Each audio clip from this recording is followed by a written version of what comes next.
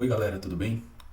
Hoje eu queria falar um pouco do texto de Gálatas, especificamente ali Gálatas 1:8, sobre a frase de Paulo, sobre os termos que Paulo usa ali do anátema, e explicar um pouco, trazer algumas proposições, alguns comentários sobre o que significa o que Paulo disse para os Gálatas, ou mais especificamente para os agitadores, para homens que estavam causando algum tipo de confusão ali no contexto. E antes de começar o vídeo em si, eu sugiro que vocês peguem o texto de Gálatas, são poucos capítulos, são apenas 6. Leiam, principalmente se você nunca teve contato com o texto, leia o texto, porque nós vamos entrar em algumas discussões específicas, e se você não estiver lembrando o contexto, talvez vá passar muitos detalhes aqui desse vídeo.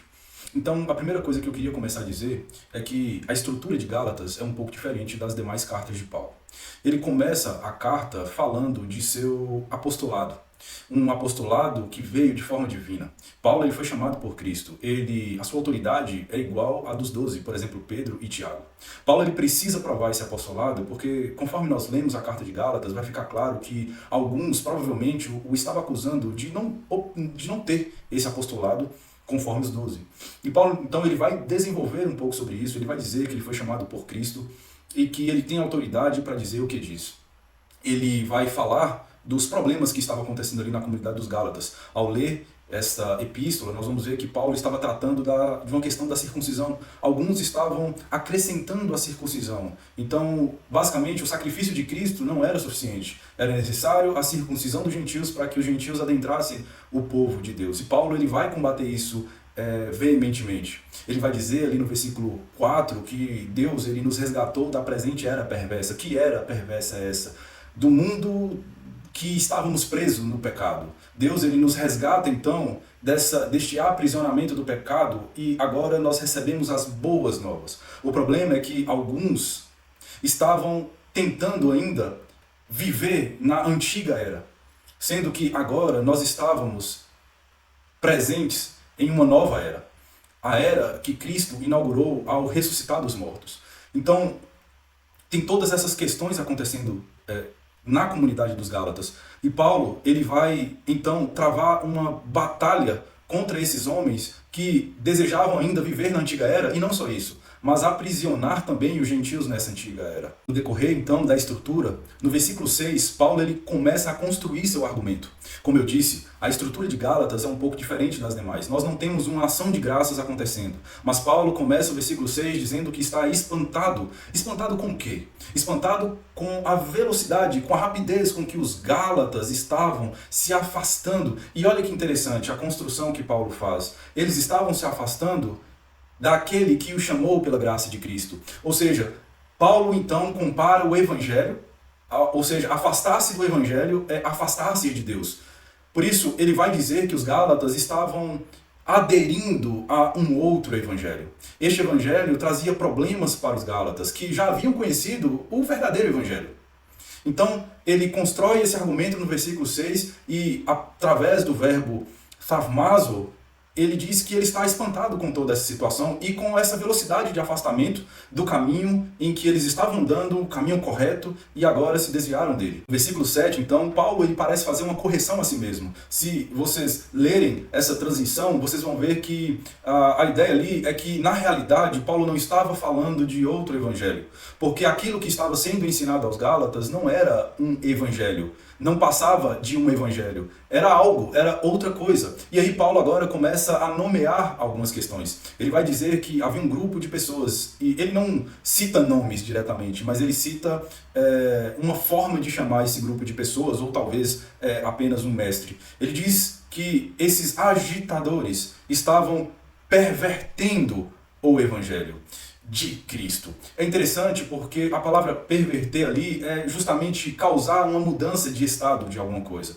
Percebam que Paulo está dizendo que o que estava sendo ensinado era algo seríssimo, porque não tratava-se de apenas um acréscimo ao evangelho, mas uma mudança em seu conteúdo, de tal forma que o evangelho que já havia sido pregado para os Gálatas estava ficando irreconhecível.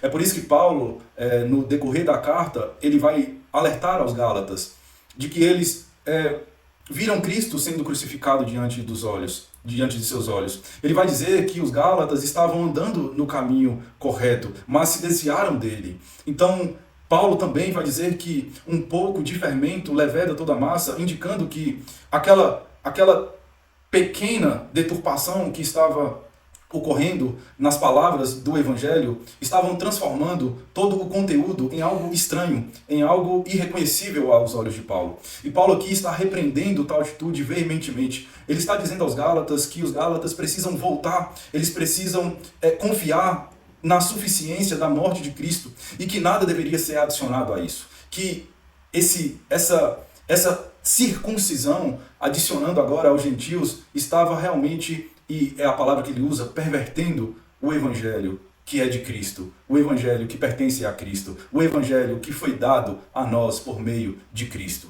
Depois então de passar do versículo 7, agora nós vamos entrar no versículo 8. E eu gostaria de ler este versículo e para a gente entender melhor as estruturas que Paulo está montando ali e como ele adverte severamente a comunidade dos Gálatas e a situação como um todo.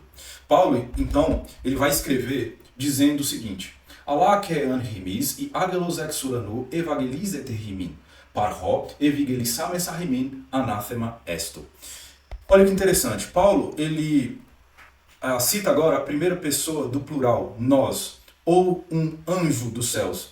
Então, alguns comentaristas dizem que esse nós é estilístico, porque Paulo está fazendo referência a si mesmo, ou seja, mesmo se eu, Paulo, em várias cartas de Paulo, ele costuma bastante fazer isso.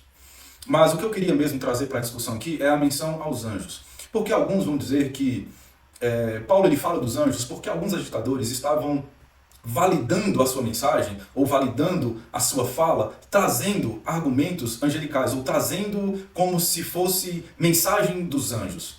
Outros vão dizer que os anjos fizeram a entrega da lei e por isso havia uma argumentação por parte dos agitadores nessa questão. Mas eu acredito que seja improvável. Tanto os comentaristas Douglas Moo, Schreiner, o Enright, o Craig Keener, eles argumentam que a ideia de Paulo aqui é uma hipérbole. Ou seja, Paulo está fazendo o exagero para intensificar a severidade do que ele está tentando argumentar e da importância de se conservar o evangelho que já havia sido pregado para os Gálatas. Então, a ideia dos anjos é uma hipérbole. Depois Paulo, então, ele diz que mesmo que esses anjos dos céus vos anuncie um evangelho diferente daquele que já havia sido anunciado, seja anátema. Ao continuar a argumentação, ainda no versículo 8, tem uma questão aqui que eu gostaria de trazer um comentário um pouco mais longo, para que a gente entenda os termos em seu devido lugar. Tem uma preposição aqui, chamada para, que traz um significado muito importante aqui para nós, nesse contexto. Primeiro, eu gostaria de explicar como algumas preposições funcionam no grego e depois explicar um pouco das preposições da nossa própria língua portuguesa. Porque se nós não entendermos muito bem o idioma grego e o nosso próprio idioma, nós pouco vamos conseguir ensinar aquilo que está sendo escrito. E nós precisamos nos esforçar para entrar em um acordo com o autor. Quando eu digo acordo, não é concordar e discordar. Acordo é entender o que o autor quer dizer com suas palavras. Então, para vocês terem uma ideia da importância das preposições, elas aparecem mais ou menos em um pouco mais de 10 mil vezes no Novo Testamento.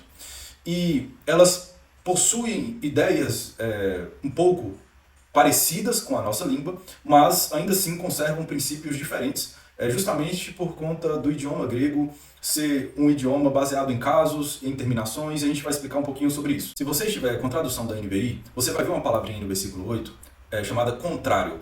Se você estiver com a NAA, com a A21, vocês vão ver a palavra diferente. E se vocês estiverem com uma ARA, por exemplo, vocês vão ver a tradução por vá além. Eu vou argumentar que a tradução vá além não é que esteja errada, mas ela não demonstra exatamente o que Paulo quer dizer com a preposição para aqui e as relações que ela adquire dentro da frase. Então, para começar, as preposições elas possuem funções adjetivas, substantivas, adverbiais. Então, eu não vou esgotar aqui, obviamente, em um vídeo como esse, a função das preposições, mas eu quero explicar aqui, por cima, mais ou menos como elas funcionam e contextualizar para a nossa língua. Gramáticos da língua grega, como Kosenberger, Rodney Dicker, o Stanley Porter, quando eles vão tratar sobre as preposições, eles dizem que as preposições, elas estabelecem uma relação que dá mais precisão aos casos. O Rodney Dicker, por exemplo, diz que as preposições elas ajudam a tirar a ambiguidade que em muitos casos trazem consigo de sentidos diferentes. Então, as preposições elas são usadas com frequência justamente para que o sentido ou significado dos substantivos, dos adjetivos, dos pronomes, dos advérbios tenham esse sentido ou esse significado mais preciso do que o autor quer dizer. Só para pontuar rapidamente, para quem não está familiarizado com a língua grega ela possui um sistema de casos. Então você tem o nominativo, o genitivo, o dativo, o acusativo, o vocativo, e cada caso que se usa nas frases, e esses casos eles são identificados por meio de suas terminações, os casos eles expressam uma ideia diferente. E a preposição ela vem para estabelecer essa relação de maior precisão com esses casos. Por exemplo, um dos usos e uma discussão aqui estabelecida em Gálatas é o uso que Paulo faz de epístevos e surristu. As palavras e surristu não são acompanhadas de uma preposição. Então há discussões se o que Paulo quer mencionar ou enfatizar é a nossa fé em Cristo ou a fidelidade de Cristo. Então, por essas questões, nós podemos ter dimensão da importância das preposições, inclusive são importantes para a nossa exegese.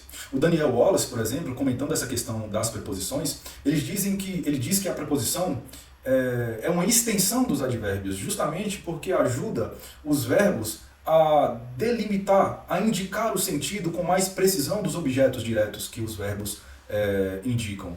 E, por fim, eu queria citar um pouco sobre o David Mattelson, porque o David Mattelson, em sua gramática intermediária, é interessante, e aqui os estudantes de grego do primeiro ano podem ter um pouco de dificuldade, porque geralmente o estudante de grego do primeiro ano só aprende as ideias básicas da preposição. É por isso que os professores, inclusive, indicam que os estudantes do primeiro ano, eles não devem tentar fazer afirmações bíblicas, ou tentar extrair alguns significados do texto, porque o conhecimento ainda é limitado em relação à expansão semântica que as preposições podem fornecer. E o Mattelson, por exemplo, em sua gramática intermediária, ele fala muito sobre a ideia e a importância do contexto para que se entenda as palavras. Justamente porque a preposição, por ter essa ideia de indicar o sentido com precisão maior dos casos, ela abrange um leque de significados maior. E quem define isso é o contexto. O Mattelson ele fala muito do contexto como uma floresta e as palavras como se fossem as árvores, de modo que o contexto ele impõe força nas palavras. E de modo também que as preposições sozinhas elas não possuem significado, mas elas dependem do contexto, como palavras invariáveis que não mudam, né? A preposição ela não tem casos diferentes, ela é uma só.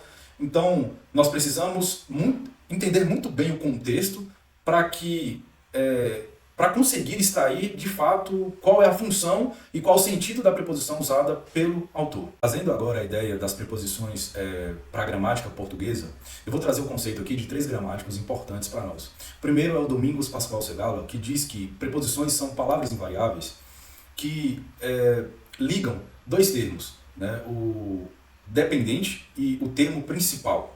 E as preposições estabelecem uma relação entre esses 2 termos. Prestem muita atenção nessa questão de trazer uma relação entre os termos. Porque o Celso Cunha e a Lindley Sintra, eles vão dizer que as preposições são palavras invariáveis que relacionam 2 termos em uma oração. E aí, de modo que o sentido do primeiro é explicado ou completado pelo segundo. Por exemplo, nós temos várias relações que as preposições elas estabelecem na língua portuguesa. Relação de assunto, de causa, de meio. Por exemplo, se eu disser, eu viajei de avião. O que a preposição de traz como relação entre a frase? Ela indica um meio de deslocamento. Ou seja, eu viajei por meio de um avião. Eu me desloquei de um lugar para o outro, usando como instrumento o avião. Então percebam como as preposições elas são importantes na frase e elas designam esses sentidos. E um dos sentidos que as preposições elas podem ter é justamente algo que dá a ideia de oposição, ou seja, contrário a algo, algo contra. E é justamente esse sentido que a preposição parar adquire aqui.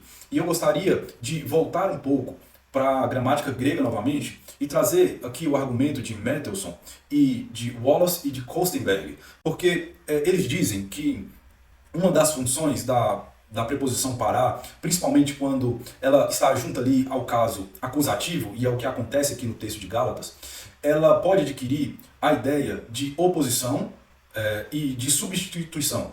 Mendelssohn, explicando o sentido da preposição parar aqui em Gálatas 1:8, argumenta que a ideia é a mesma que aparece lá em Romanos 1:25, que traz esse sentido de substituição. Lá em Romanos 1:25, Paulo está dizendo que algumas pessoas trocaram a verdade de Deus pela mentira e adoraram a criatura em lugar do Criador. Essa expressão em lugar de traduz a preposição parar, ou seja, indica que as pessoas estavam adorando algo em lugar de outro algo. Quando nós trazemos essa ideia aqui para o texto de Gálatas e diante dos estudos, da estrutura que nós estamos estudando, desde o versículo 6, 7, Paulo ele traz esses argumentos sobre outro evangelho, que na verdade não é outro, e aqui no versículo 8 ele fala que mesmo se nós, um anjo dos céus, anuncie um evangelho diferente, então a preposição parar aqui ganha essa força justamente por causa do contexto. Então, o que estava acontecendo na comunidade dos Gálatas é que esses agitadores estavam anunciando o evangelho no lugar do evangelho que Paulo já havia anunciado. É interessante porque a ideia da oposição que o Wallace e o Kostenberg traz também para a ideia de parar, também está presente aqui. Porque este evangelho, entre aspas, que estava sendo pregado ou anunciado, era completamente oposto ao que Paulo já havia anunciado. E é por isso que, ao usar essa preposição parar, a NVI, a NAA, a A21 traduzem muito bem quando eles usam palavras como contrário, diferente. E, voltando à questão da ARA aqui, traduzindo por vá além, eu prefiro as traduções anteriores justamente porque o que Paulo está dizendo não é só as questões do acréscimo, porque realmente estava havendo um acréscimo ali do Evangelho. Mas o que Paulo quer realmente dizer com o versículo 8 é que qualquer coisa, mesmo que se acrescente ou restrinja o que o Evangelho signifique, seja anátema. É por isso que a palavra diferente ou contrário aqui expressa muito bem a ideia da preposição. Depois de entender então toda essa estrutura do contexto dos versículos 6, 7 e 8, e de entender a importância do que Paulo está tratando aqui, nós vamos agora adentrar o significado da expressão que Paulo usa, anathema esto. E a primeira coisa que nós devemos entender é que a mente de Paulo está preenchida com os ensinamentos do Antigo Testamento. E é de lá que a palavra surge. Quando nós lemos vários textos do Antigo Testamento, a ideia dessa palavra já era usada naquela época para indicar o sentido de algo que é dedicado. E, na maioria dos contextos, algo que é dedicado à destruição. Então, a palavra anathema, que é uma tradução de um verbo em hebraico, significa exatamente isso, dedicado. E, geralmente, dedicado à destruição. Um dos exemplos que eu quero citar aqui está lá em Deuteronômios, capítulo 7. Se nós lermos o capítulo inteiro, nós vamos ver que Deus ele está dizendo para o povo de Israel para se afastarem de alguns povos, como os hititas, gigazeus, entre outros. Porque se eles começassem a misturar-se com essas culturas, eles seriam contaminados. É por isso que, por exemplo, em versículos como o 16, está escrito que vocês destruirão todos os povos que o Senhor, o seu Deus, entregará a vocês. Não olhem com piedade para eles, nem sirvam seus deuses, pois isso seria uma armadilha para vocês. Então perceba que na estrutura de Deuteronômios, o povo israelita vai sendo encorajado, mesmo que diante desses povos que são maiores do que eles são encorajados por Deus a irem adiante, porque Deus estava com eles. Mas eles não deveriam de modo algum se misturar com esses povos. E é interessante porque quando nós chegamos ali no versículo 25 e 26, essa essa linha de argumentação agora se volta para o povo israelita. Porque ali começa a se dizer que os israelitas deveriam destruir as imagens dos deuses desses povos. E preste atenção que eles não deveriam nem usar a prata e o ouro que cobriam ou que revestiam essas imagens, porque isso traria destruição para Israel. A Septuaginta, por exemplo, traduzindo o termo do hebraico, vai usar essa expressão do anátema. E no versículo 26 está escrito que não levem coisa alguma que seja detestável para dentro de casa, senão vocês também serão separados para a destruição. Considerem tudo isso proibido e detestem-no totalmente, pois está separado para a destruição. Daniel Bloch, um importante comentarista do Antigo Testamento, argumentando esse texto de Deuteronômio, argumenta que se o povo de Israel tivesse contato com esses objetos, o status de povo santo, o povo separado, seria reduzido a uma nação comum. E isso é importante porque, e aí ele vai usar o termo, seria abominação. E aí eles precisariam aplicar a política rigorosa de Eren, que é o termo traduzido por anátema. Outro importante comentarista do Antigo Testamento, do Wayne Christensen, argumenta que a ideia do verbo ali, o significado do verbo, expressa algo como dedicar totalmente à destruição. E ele menciona os episódios de Jericó e o episódio de Acã. Quem já leu os episódios de Jericó e de Acã, descritos ali em Josué, capítulo 6 e capítulo 7, sabe muito bem como termina, por exemplo, o fim de Acã. E que a ira de Deus só é retirada de Israel, do povo de Israel, depois da morte de Acã. Então, para nós termos uma ideia de como essa questão do anátema era uma coisa seríssima no Antigo Testamento. E agora eu quero trazer o significado deste termo aqui em Paulo. Como então Paulo usa a questão do anathema esto, ou literalmente, seja anátema. A primeira coisa a se observar é que no versículo 6 e 7, Paulo está direcionando suas palavras aos Gálatas, à comunidade dos Gálatas, mas aqui no versículo 8 ele vai direcionar suas palavras para os agitadores, ou seja, para aqueles que estavam pervertendo o evangelho de Cristo. Douglas Moo, comentando o significado do termo aqui em Paulo, diz que a ideia é trazer a ira judicial de Deus. Thomas Schweiner, comentando também esse texto, diz que não se trata de excomunhão da igreja ou de disciplina da igreja, mas se trata de entregar esses agitadores à ira judicial de Deus. Outro comentarista importante, o Richard Longenecker, trazendo o comentário dele a esse texto de Gálatas, diz que o uso de Paulo aqui é relacionado à ira judicial de Deus. O Craig Keener, apesar de não deixar a sua opinião muito clara em seu comentário, traz todas essas observações do uso do Antigo Testamento para o uso do Novo Testamento. Ele, inclusive, coloca ali na nota de rodapé os comentários de Thomas Schweiner, de Lightfoot, por exemplo, que também entende que a ideia aqui de Paulo é para falar sobre a ira escatológica de Deus, sobre a ira judicial de Deus. Mas a ideia que ele deixa clara é que, com certeza, os Gálatas entenderam a severidade do que Paulo estava trazendo ali ao declarar estes homens anátemas. O N.T. Wright, ele traz para a sua argumentação, a partir de suas premissas, ele entende que o que esses agitadores estão trazendo é um evangelho totalmente diferente do evangelho de Paulo. Porém, quando o N.T. Wright ele vai concluir seu argumento, ele diz que a ideia de Paulo ali é de excomunhão, mas não no sentido judicial. Ele usa o termo de que Paulo considera esses agitadores não como incrédulos, mas como crentes perigosamente confusos. E aqui eu discordo da conclusão de N.T. Wright, porque, inclusive, não faz jus à própria premissa que ele traz da ideia do evangelho que é completamente diferente sendo pregado. Então, quando ele fala ali, por exemplo, da nova era que foi inaugurada com Cristo e que esses agitadores estão tentando manter a era antiga para que os gentios não avancem nessas boas novas que estão sendo pregadas. Então, quando ele conclui, ele tende a suavizar o significado dos termos. E por isso eu concordo com os outros autores citados aqui e com a conclusão de Douglas Moo, de que o que esses agitadores estavam fazendo não era simplesmente uma adição no evangelho, ou uma opção diferente de evangelho, mas que o que eles estavam ensinando os levaria para o inferno.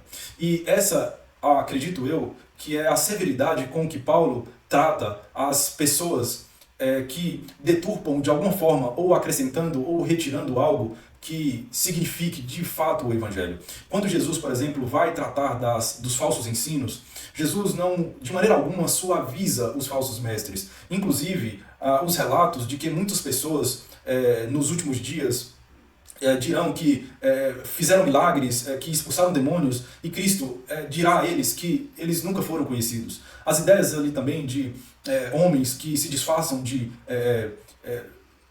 ovelhas, né, de peles de ovelhas, e são lobos devoradores por dentro, esses homens serão julgados com maior rigor. Tiago diz também em sua epístola que não sejam muitos de vós mestres, indicando até a si mesmo, porque os mestres, aqueles que ensinam, serão julgados com maior rigor. Portanto, a minha conclusão de Paulo aqui, e aplicando essas ideias com que Paulo está tratando, é que nós devemos pensar realmente no que nós estamos pregando e no que nós estamos ouvindo. Como nós temos lidado com o Evangelho sendo pregado hoje? Será que nós estamos lidando com a mesma seriedade com que Paulo lidou? Ou será que nós estamos simplesmente pregando as Escrituras de um jeito qualquer, de uma maneira relaxada? Então, quando eu vejo Paulo repreendendo os Gálatas e repreendendo esses agitadores, eu vejo muita seriedade. Eu vejo Paulo lidando com esse assunto de uma maneira muito séria e temendo, inclusive, a deturpação do Evangelho. Portanto, a conclusão aqui é que a ideia de anátema para Paulo é algo também trazido do Antigo Testamento, dedicado à destruição, mas aqui uma dedicação à destruição escatológica, em que Deus lidará com esses homens no julgamento final. É óbvio que envolve disciplina da igreja. Pessoas assim precisam ser excluídas do hall de membros da igreja. Mas a questão aqui é muito mais séria. Envolve a ira judicial escatológica. Esses homens terão que lidar diretamente com o Senhor diante de seu trono.